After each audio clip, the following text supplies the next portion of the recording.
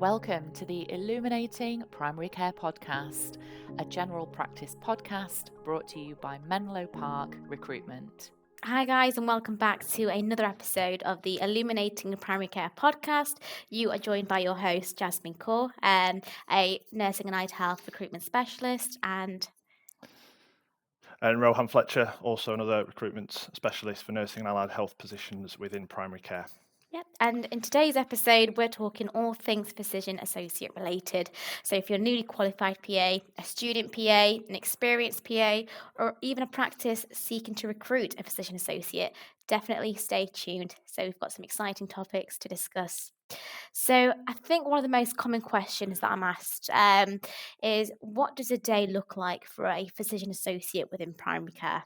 And what does that look like? I mean, it's a common question. It can definitely vary. I mean, what would you say? It's definitely a varied role, that's for sure. A typical day would consist of a mixture of kind of on-the-day acute appointments, as well as long-term condition reviews, telephone consultations, clinical admin, audit work, actioning blood results, hospital letters, so it is quite a varied role to say the least. A lot of the physician associate positions I've handled most recently have seemed to have more of a focus towards the being more heavily kind of acute based, rather than a kind of 50-50 mix between the acute and long-term conditions. But I think it is still one of the most kind of varied roles within primary care, and is a massive addition, I would say, to a lot of general practices. Yeah, no, absolutely. I mean, I think you're just talking about the day, it depends on the practice and the demographic as well. But I think there's so much scope and variety. Like you're not just, I think, restricted to one area or another. For example, Yeah, I've absolutely. I've spoken to PAs that have had the option to go down the diabetes route and be a diabetes specialist, or do asthmatic reviews, or focus on the minor illness and minor injury. So I think really it's about your specialist interests, your passions, and also the requirements of the practice. But like you said, Rohan, so varied. Yeah, absolutely. And the option as well for some practices that require PAs to do home visits and things like that as well. So it can be, varied scenery as well. It's not just a solely kind of practice-based role. There is the option to kind of get out and do home visits and care home rounds and things like that as well. So it just, I suppose, keeps things interesting, really. Yeah. keeps you on your toes and keeps the role interesting, I would say. No, absolutely. I think that's one of the many advantages with the role and working within primary care as well. And not to mention the support you get from your GPs, your Yeah, mentors, the debriefs. So I think all in all, a day is very interesting. I think no day's ever the same, but there's so much that you yeah, can do. Like you said, you've got the home visits, you've got your clinics, whether that be focus on acute, your long-term conditions. And most often than not, if you're a newly qualified PA, or someone who's new to primary care, you'll be started on those extended appointment times as well. So I think, yeah. lots of support, and there's a huge variety. So your day can look very interesting. Yeah, absolutely. And yeah, lots of practices that I've worked with, and I'm sure you've worked with as well, Jasmine, for those that are kind of newly qualified PAs, starting off on longer appointment times until you get comfortable with the day-to-day of the role, incorporating the home visits and things like that into the role if needed by the practice. It's a huge benefit, for someone newly qualified to kind of get to grips with the practice way of life, but obviously not with the pressures of 15-minute appointments, from the get-go. So there are a lot of things in place, I would say, to help those with less experience within primary care. Yeah, absolutely. Uh, Fantastic. So, in terms of obviously progression as well as a physician associate, that's obviously a very important factor that a lot of people consider. I mean, what sort of things have you experienced, Jasmine, in terms of how PAs can progress within primary care? Interesting question. Yeah, I think one of the main things for a physician associate is, for any clinician, is ultimately training, development, progression. And that's what you want from your career. That's what you want from your employers. You want to have those opportunities. And I think at the moment we're all aware that physician associates, they can't prescribe. So I think that's the only factor that, almost restricted on at the moment. It's something I think in the future is going to be looked into, hopefully. I mean, I think I've, heard Yeah, through the grapevine, but I think aside from that, there's so many opportunities. They really are. So, for example, as I mentioned about what your day can look like, for a PA, and one of those things was including developing a specialism. Now, there's so many practices that would be able to support you, for example, with diabetes or COPD. I've had PAs that have specialised in mental health, minor injuries, minor illness. So I think first and foremost, specialist interests are always encouraged. So there's always that route to go down. For example, I also had a candidate, so a PA that helps out with the vaccination rollout, so the vaccination program. So she was the lead on that. Again, another brilliant opportunity for her. She gathered so much experience, and I also had a PA that did their SMERS qualification. So I think it is very much dependent on which route you want to go down, but there's almost no restriction. So there's that. Anything you'd like to add, or Yeah, I mean, as well, it's worth mentioning that it's not all kind of clinical development as well. I think is yeah? important. I mean, I had an example recently of a physician associate that I've spoken to.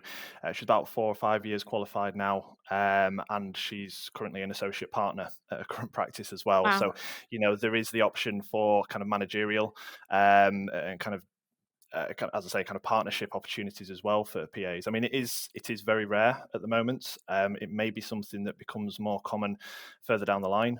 As PAs get more and more integrated within general practice. But yeah, she kind of started off, as a lot of PAs do, on 20-minute appointments, kind of fresh out of qualifying from university, and has obviously been very motivated to kind of develop her career as a PA with the practice, and has recently been involved in things like safeguarding and acquiring new buildings for the practice due to their expansion, interviewing and kind of onboarding and things like that. So it's much more than just the kind of clinical aspects, which she's also been doing, alongside the partnership responsibilities as well. So, yeah, it's not just clinical development, but it can be kind of managerial and partnership opportunities as well. Yeah, no, that is brilliant. No, that I think it's not common. You don't hear that a lot, and I think It's not.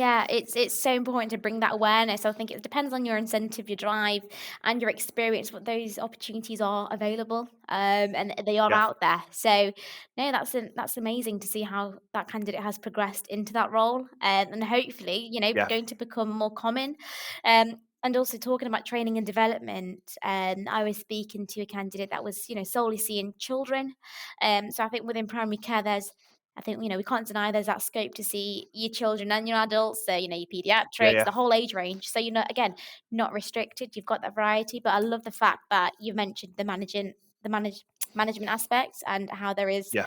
career routes down that kind of direction. So no, Yeah, and I that's think as long as you find a practice that is supportive of that, as long as you kind of outline, I think, what your ambitions and desires are, when you first join the practice, a practice that's happy to support you with that and to hopefully achieve that, 4 or 5 years down the line, I think is a superb asset to have, and she's obviously been a fantastic addition to the practice.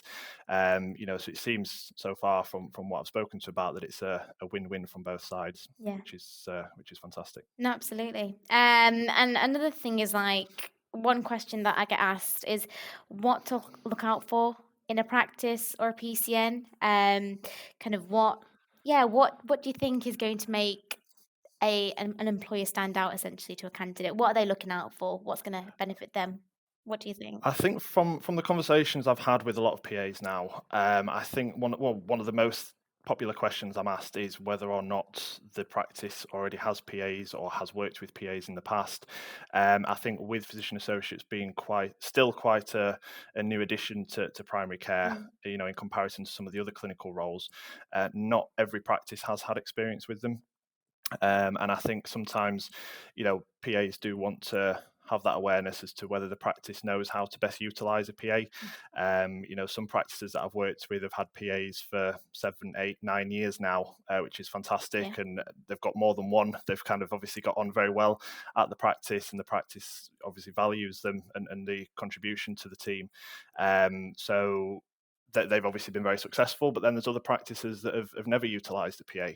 And I think for a physician associate joining, I think especially for somebody newly qualified, fresh out of university, having another PA with experience in primary care and having somebody to work alongside rather than being the sole PA is something that's very important to look out for. Yeah. I think just in terms of kind of settling into that, whether it's a practice-based role or whether it's a PCN role, I think having somebody else to work closely with who's got experience is vital, really. Yeah, no, absolutely. I think if you're an autonomous PA, you've been working within primary care for several years, I think that's something Yeah, probably that isn't a priority. But like you said, someone newly qualified or transitioning from secondary care into primary care, it is quite important. I mean, sometimes you can definitely. have an absolutely fantastic partnership or group of GPs and clinicians that can support you, but I think it's always valuable to have a fellow PA besides you. Yeah, And definitely. also, you know, I would advise speaking to an agency, um, for someone like a Speaking to us. yeah, someone who's transitioning, like I said, from secondary care, or, doesn't have much of an awareness, or someone who's newly qualifying, speak to a consultancy, see what they can tell Yeah, you, find out detail, gather that information, because ultimately that's going to benefit you. There's no cost involved. Get a detailed insight into the role. That's what I would say. Gather as much information to support your decisions and determine whether it is a good fit. For example, if you were to talk about a role, you'd be like, okay, how many PAs do they have? Do they have training and development opportunities? So you can get those questions, quite early on. So always valuable just gathering as much information, speaking to an agency, and getting a full idea of the role or the practice or the PCN. I always say that's a good shout. yeah, um, yeah, but like also seeing if they offer CPD, training and development, looking out for those types of things. Like we mentioned, training and development is something that you should always look out for. yeah. Absolutely, and I think as well, just to mention, there obviously is a bit of a difference at times between just a solely kind of practice-based role, if you're being employed by one practice in particular, or whether it's a PCN role and you're expected to work between multiple sites. Not everybody wants to work between more than one site. Some people like the variety that offers. So again, it is quite a varied role in that respect, and depending on what you as a physician associate want. But I think it is important just to get an understanding in terms of exactly what the role will look like as early on as possible, so there's no unexpected surprises further down the kind of recruitment process. If you're ideally hoping to work at one practice and then suddenly finding out at the end that you needed to be working across five. Yeah. So, I think that's obviously important to kind of find out sooner rather than later as well. Yeah, definitely. And like contractual agreements, just kind Yeah, of seeing what your annual leave will look like, your study leave will look like, the work-life balance. Like you say, we don't like shock surprises. No, yeah, big no-no. So find out from the beginning, see what that looks like. Is work-life balance a priority for you? Do you need an early start and an early finish? Make all these arrangements, have these discussions. If you go down that route, just look at those agreements. Because like I yeah, said, you don't want to be, 2 months into your role and realize, oh, okay, I've got 4 weeks of annual leave and I thought I had 5. So yeah, always be clear on those sort of things and what's going to benefit you in your work life, but also what's going to benefit the practice. There's always going to be that little element of compromisation. But yeah.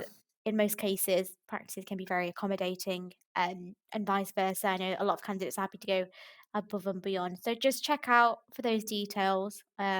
Always advise that. And I think it's worth just mentioning as well, sorry, in terms of the kind of reputation of the practice, looking at the CQC rating, looking at yeah, QOF and things like yeah, that, just to make sure that the practice does have a good reputation and is, thought highly of by patients and so on.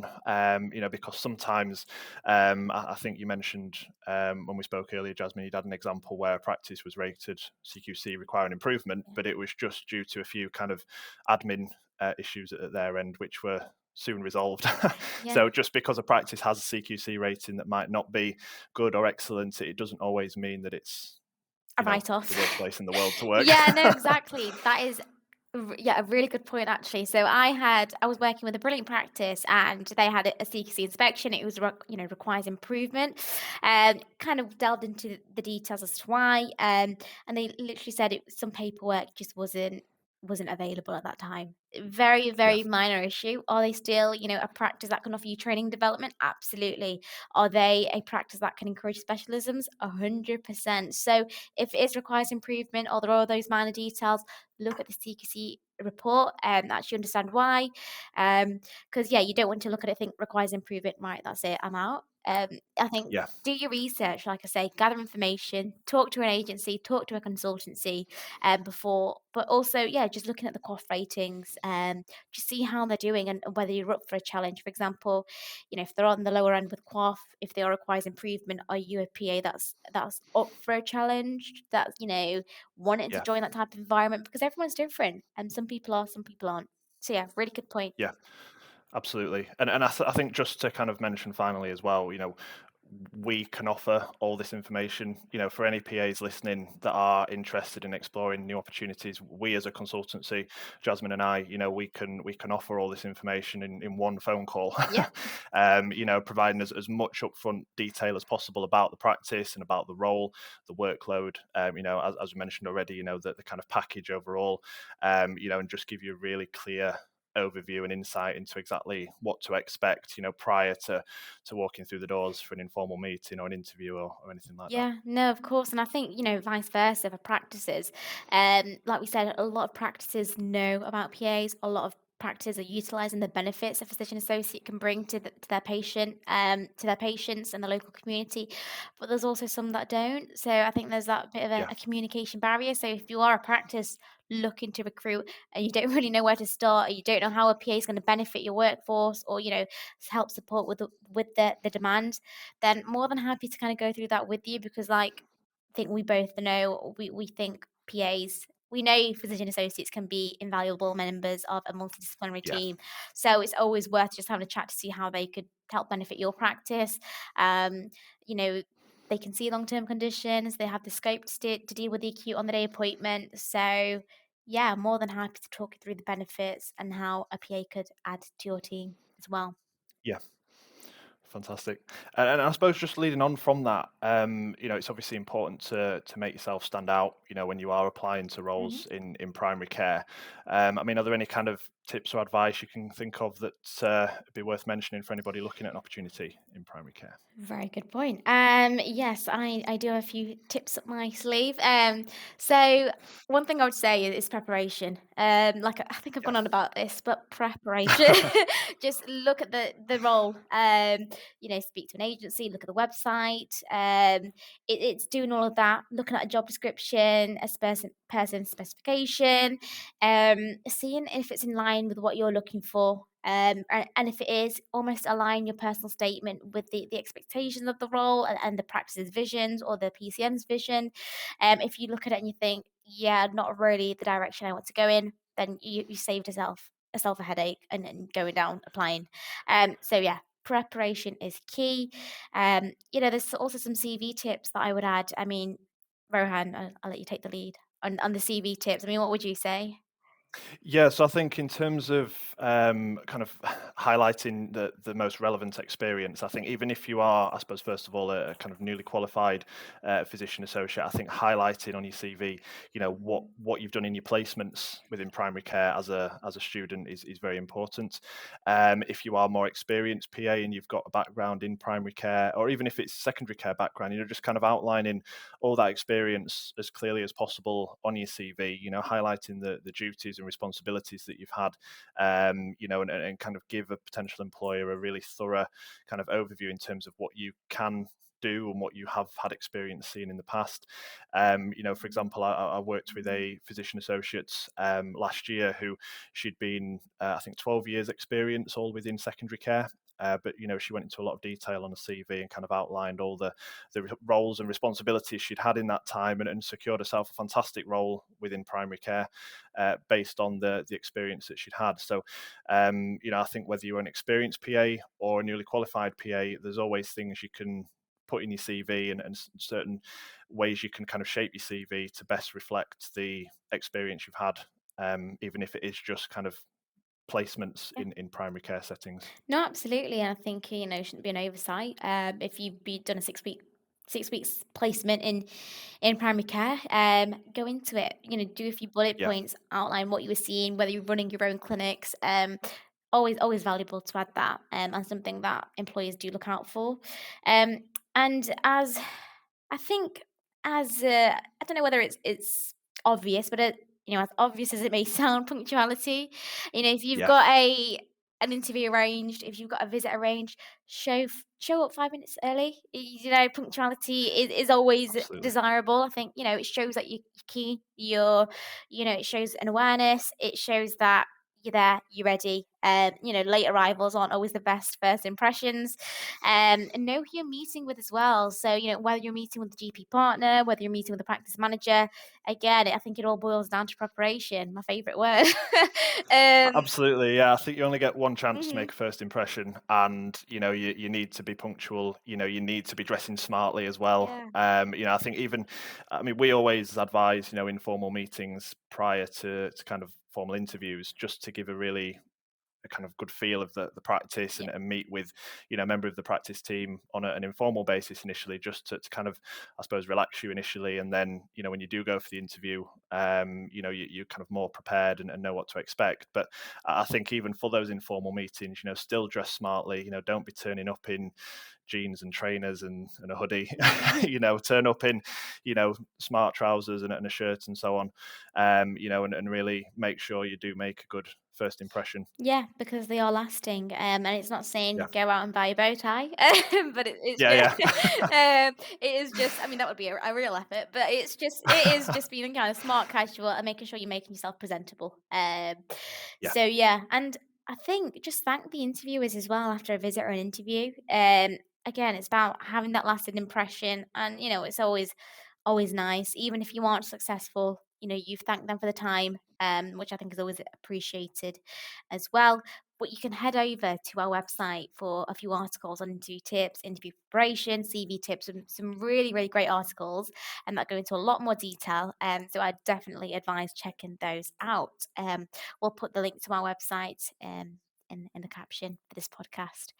But yeah, final question, I think, one that I think all PAs want to know as well, is what are the salary parameters when working within primary care? And a question that I get a lot of the time. Yeah, so what would that look like? Yeah, I think this is obviously one of the most important factors as well. Mm, It's obviously important to enjoy your role, but it's money that pays the bills at the end of the day. yeah, So it's important to have a clear understanding, on salary, and what the kind of realistic expectations should be. So I think I speak for both of us when I say, we've worked with physician associates fresh out of university, which realistically are going to be, looking at salaries around the kind of probably 38 would be the kind of lowest. Usually it's somewhere between the kind of 38 to 40 mark. For somebody fresh out of university, for somebody with kind of 2+ years experience, or sorry, up to 2 years experience, you're probably looking at around kind of up to the 41 and a half sort of mark, somewhere in that sort of region. Between 2 to 5 years is typically, a few thousand more, so like around the kind of 43 to 44 sort of mark. And then usually for somebody with 5 years plus experience, you're looking at anywhere upwards of kind of 47, yeah, to be honest. So it does kind of vary, and kind of based on levels of experience, both within primary and secondary care, really. For example, the physician associate I mentioned a few minutes ago with 12 years experience, she successfully secured a role paying 53,000, which is very generous for a physician associate. So it's obviously dependent on level of experience, but I think in terms of those sort of parameters, they're the kind of realistic expectations to look out for, I would say. yeah, absolutely. I'd always advise being realistic as well. I think as experience increases, that will be reflected in salary. So it's not always, was it the quickest that wins the race? I'm thinking of the tortoise and the hare story. Okay, right, off track. I'm thinking just, I think, you basically be realistic. I've spoken to PAs that are like, fresh out of qualifying and like, I want to be on the 43K, and it's about kind of appreciating that there's a learning curve, there's a steep learning curve, Yeah. and that pay will gradually increase with experience. For example, let's have a look. I was working with a physician associate, so they had their exam results upcoming. So they'd finished their exams, they were awaiting the results, and they had an offer from a brilliant training practice. Now, they offered £38,000 per annum, depending on her exam results. So, it was all, dependent on that really. But she was successful and she secured her first job with that practice and, working with a very experienced PA as well as her mentor. So she's absolutely loving it and she has the training and the development she needs. She has the mentorship, and it's close to home.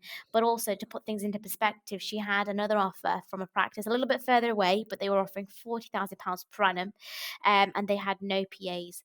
So it's about looking at what the practice can offer and the whole package. Now, it's inevitable that £38,000 per annum will increase as she gradually gets more experience, but it's taking that into consideration that they have a PA there, they have the training and development there, it's closer to home, it's the working environment that she wanted as well.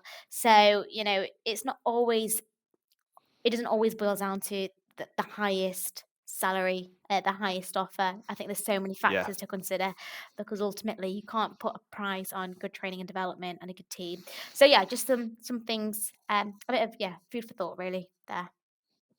Yeah, absolutely. And in terms of the agenda for change banding, I think it's safe to say PA salaries are all kind of within that band 7 Hmm. mark. Yeah. If you are a more experienced PA, it might extend into band 8A, but for the most part, realistically, it's going to be somewhere in that band 7 region. Yeah, no, absolutely. And that's kind of what I would say on the salary side of things, for a physician associate. Absolutely.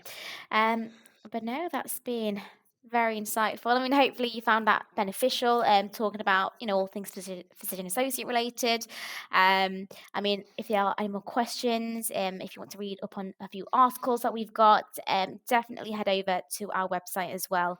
More than happy to speak to any physician associates looking for that career change or looking to move into primary care or just looking for an opportunity that can offer them a little bit more.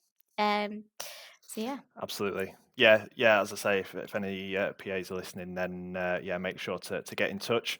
If you are considering a new role, both Jasmine and I would be more than happy to have a chat and see how we can help moving forwards. Regardless of experience and a background. And equally, as you mentioned earlier, Jasmine, if you're a practice manager or partner listening, we're more than happy to help as well with any physician associate vacancies. Yeah, absolutely. Well, yeah, thank you for listening and make sure to stay tuned for our next Illuminating Primary Care podcast. But for now, we'll leave you to it.